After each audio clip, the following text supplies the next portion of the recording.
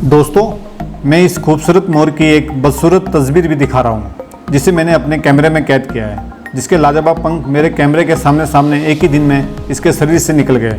मैंने इसके शरीर से निकलते हुए पंखों को कैमरे में कैद भी कर लिया। जब ये एक दिन मेरे पार्क में सुबह सुबह दाना चुगने आ रहा था, तो इसकी चाल में एक अलग ही बदलाव देख रहा था। तो मैंने कैमरे से देखा कि इसके पंख भारी भारी लग रहे हैं, चाल भी कुछ अलग लग रही थी। दाना चुगते चुगते इसके पंख ज़्यादा ही झूलते हुए दिखाई दिए, गिरते हुए भी। मुझे ये देखकर एक समय तो अच्छा भी लगा और बाद में दुख भी बहुत हुआ कि क्यों इसके साथ ऐसा हुआ, क्योंकि इसकी खूबसूरती ही पंखों से थी। ये समझना बड़ा ही मुश्किल था। ये दाना चुगने के बाद जंगल की ओर रुखसत कर गया और पार्क में अपने खूबसूरत पंखों को छोड़ता चला गया। मैंने इसके सारे पंख उठा लिए, जो एक गुच्छे के करीबन थे, जिसे देखकर अच्छा तो बहुत लगा, परंतु मन में एक अलग प्रकार की शंका भी पैदा हुई कि एक मोर के पंख को बड़े होने में कई वर्ष लग जाते हैं, लेकिन उसके खूबसूरत पंखों को निकलने में मिनटों भी नहीं लगे। उसकी खूबसूरती मिनटों में ही खत्म हो गई। ऐसा क्यों हुआ, या ऐसा ही होता है, या एक प्रकृति के बीच चलने वाली जीवों की ये रूप रेखा है?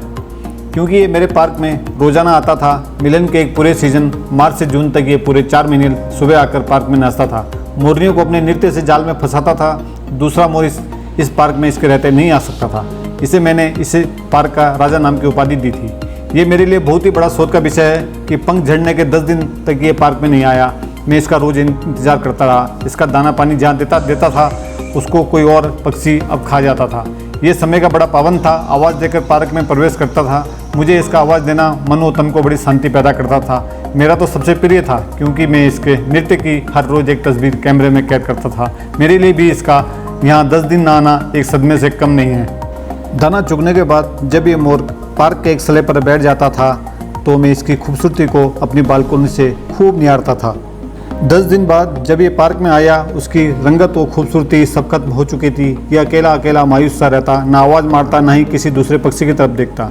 ये बहुत ही ज़्यादा कमज़ोर भी लग रहा था। मेरे पार्क की खूबसूरती इसकी खूबसूरती के बगैर अब अधूरी है, लेकिन इंतजार है एक बेहतर कल का कि ये मोर फिर वापस उसी खूबसूरती के साथ अगले वर्ष इस पार्क में नाचेगा, या कोई दूसरा मोर इस पार्क की खूबसूरती में 4 चांद लगाएगा। धन्यवाद।